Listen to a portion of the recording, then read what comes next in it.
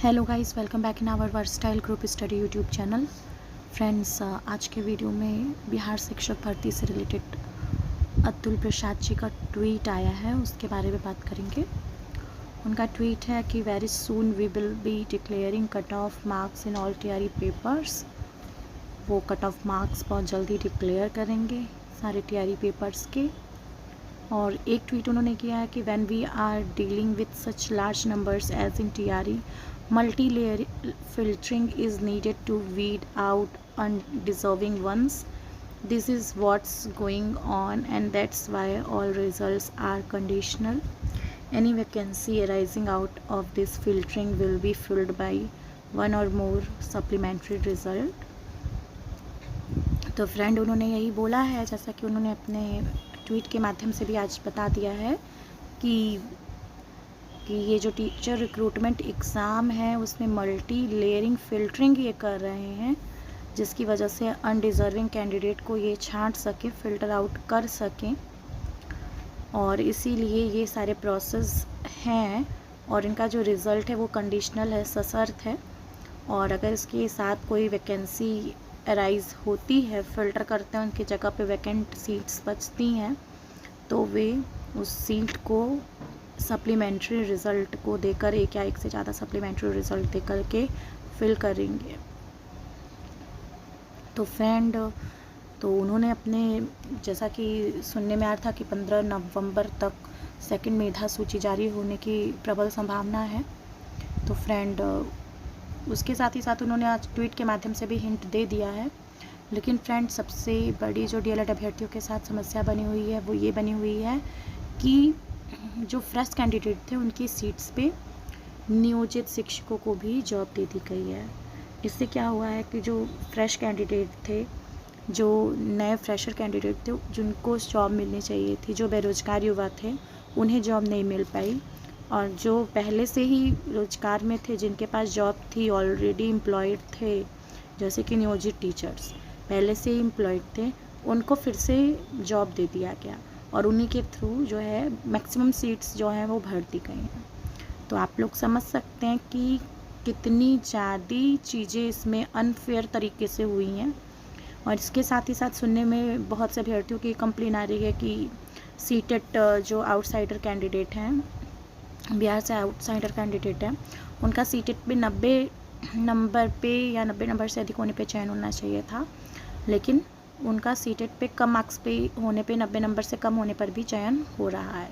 तो ये भी सबसे बड़ी मेजर फॉल्ट है फ्रेंड, क्योंकि बिहार के बाहर जितने भी कैंडिडेट थे सब जनरल कैटेगरी में आ रहे थे। और जनरल कैटेगरी यानी कि उनको 90 नंबर या एटलीस्ट 90 या 90 से ज़्यादा नंबर उनके होने चाहिए थे, लेकिन उससे कम नंबर पे भी उनको सिलेक्शन ले लिया गया है। ऐसी बहुत सारी चीज़ें हैं जो कि गड़बड़ी इसमें देखने को मिल रही है।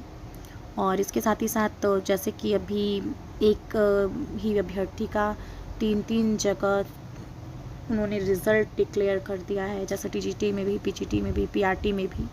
तो उसको तो इन्होंने फ़िल्टरिंग करने के लिए कहा है। तो लेकिन सीटेट वाले प्रोसेस का क्या, नियोजित टीचर्स प्रोसेस का क्या, ये दोनों भी मेन मुद्दे हैं जिनको कि इन्हें फ़िल्टर आउट करना चाहिए। अदरवाइज़ ये बहुत ही ज़्यादा हार्मफुल होगा डीएलएड अभ्यर्थियों के लिए। इससे डीएलएड कैंडिडेट्स जो हैं बहुत ज़्यादा सफ़र कर रहे हैं। और जो अभ्यर्थी रात दिन करके पढ़ाई किए थे उन लोगों को बहुत ज़्यादा नुकसान हो रहा है इससे, क्योंकि इनकी आधा से ज़्यादा सीट्स जो हैं वो नियोजित टीचर्स ने ही ऑक्यूपाई कर ली है। जैसा कि आंकड़े बता रहे हैं कि लगभग 40,000 प्लस नियोजित टीचर्स जो हैं इस बिहार शिक्षक भर्ती में सेलेक्ट हुए हैं। तो ये कैसा रोज़गार उन्होंने दिया है कि जो रोज़गार में है उसको ही फिर से उसी को रोज़गार दे दिया है। तो इसका कुछ अर्थ नहीं समझ में आ रहा है कि ये जो रिक्रूटमेंट था, टीचर रिक्रूटमेंट एग्ज़ाम, ये बेरोज़गारों के लिए था या रोज़गार वालों को ही रोज़गार देने के लिए था। जिस हिसाब से उन्होंने नियोजित टीचर्स को जॉब दिया हुआ है, उस हिसाब से तो देख कर के लग रहा है कि इनका मेन मुद्दा था कि रोज़गार वालों को ही रोज़गार देना है।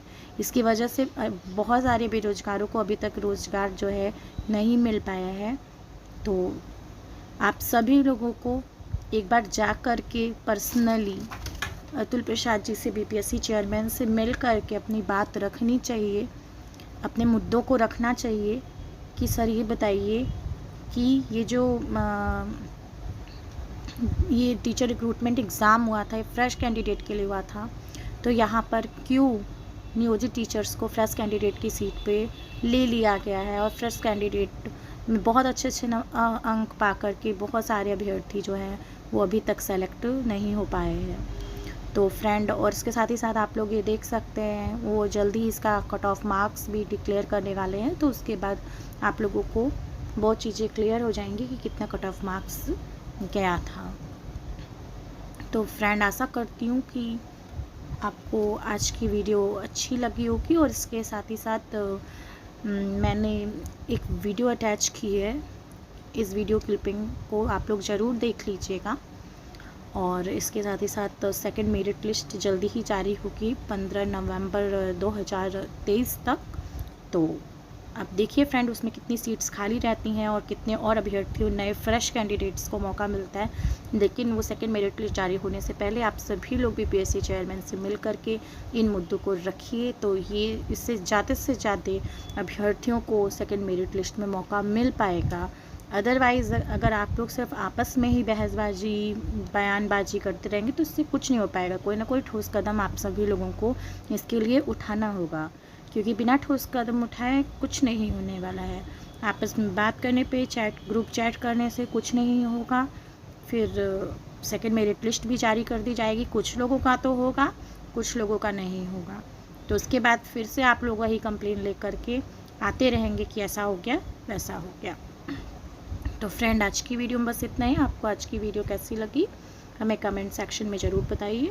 हमारे YouTube channel versatile group study को सब्सक्राइब कर लीजिए, लाइक कमेंट शेयर कर दीजिए, और अभी तक बेल आइकन नहीं प्रेस किया है तो प्रेस कर दीजिए। न्यू विजिटर हैं तो सब्सक्राइब और शेयर कर दीजिए, और हमारे टेलीग्राम ग्रुप से भी जुड़ सकते हैं, जिसका लिंक मैंने दे रखा है अपने यूट्यूब चैनल के अबाउट सेक्शन में। And thanks for watching friends for this video. इसी वेटिंग के बदले मेधा सूची अब जारी करेगा। शिक्षा विभाग से निर्देश मिलते ही मेधा सूची जारी कर दी जाएगी। एक अभ्यर्थी का 2 जगह चयन होने से सीटें खाली हुई हैं। ईडब्ल्यूएस में अभ्यर्थी नहीं मिलने पर दूसरे श्रेणी को मौका दिया जाएगा। प्राइमरी से उच्च माध्यमिक में ये मौका मिल सकता है। सत्यापन के दौरान नहीं पहुंचे कई अभ्यर्थी और प्रमाण पत्र सही नहीं होने पर रिजल्ट रद्द कर दिया जाएगा। सीटें खाली होने के बाद फिर से इस पर निर्णय लिया जाएगा। जो बड़ी जानकारी इस वक्त सामने आ रही है, और हमारे संवाददाता रजनीश इस वक्त ज्यादा जानकारी के साथ फोन लाइन पर जुड़ गए हैं। रजनीश, इस मेधा सूची को जो कि वेटिंग के लिए जारी किया जाएगा, इसे किस रूप में देखा जाए? इनमें कौन कौन से लोग शामिल हो सकते हैं?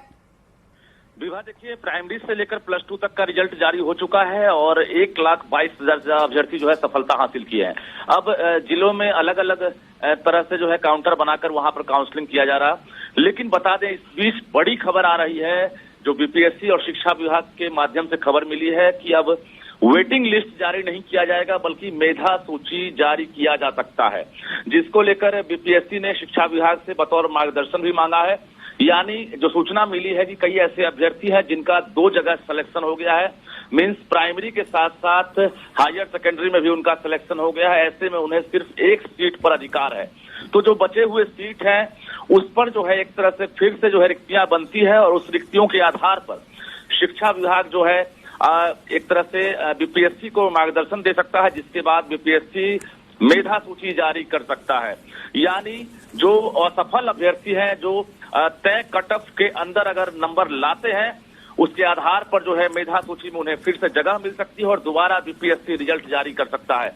इस तमाम प्रक्रिया में एक तरह से कहा जाए कि 8 दिन अभी वक्त है। 1 नवंबर से एक तरह से आदेश निकलने की उम्मीद है। 1 तारीख के बाद बीपीएससी और शिक्षा विभाग जो है बैठक करके ये फैसला लेगा, और उसके बाद जो असफल अभ्यर्थी है उन्हें मौका मिल सकता है। कुल मिलाकर ये कहें कि जो ईडब्ल्यूएस के अभ्यर्थी हैं, अगर उनकी जगह अगर फुल नहीं होती है तो निश्चित रूप से दूसरे श्रेणी को मौका दिया जाएगा, ये भी कहा जा रहा है। सत्यापन के दौरान बड़ी संख्या में जो अभ्यर्थी हैं जिनका सर्टिफिकेट फेक है या जो सत्यापन में नहीं पहुंच रहे हैं, तो कुल मिलाकर उनका रिजल्ट रद्द किया जाएगा। तो पहले से ये तैयारी थी कि जो रिक्तियां हैं उसको हम अगली बहाली में ऐड करेंगे, लेकिन अभी जो खबर आ रही है कि बीपीएससी और शिक्षा विभाग ये फैसला लेगा कि हम फिर से एक मेधा सूची जारी कर सकते हैं जिसमें असफल अभ्यर्थियों को मौका मिलेगा। बिल्कुल, और ऐसे में उन तमाम अभ्यर्थियों के लिए एक बड़ी खबर जिसमें मेधा सूची के जरिए उनके नाम को शामिल किया जा सकता है, यानी उम्मीद इस वक्त उन तमाम अभ्यर्थियों के लिए भी जिंदा है, बाकी है। बहुत बहुत शुक्रिया रजनीश इस तमाम जानकारी के लिए।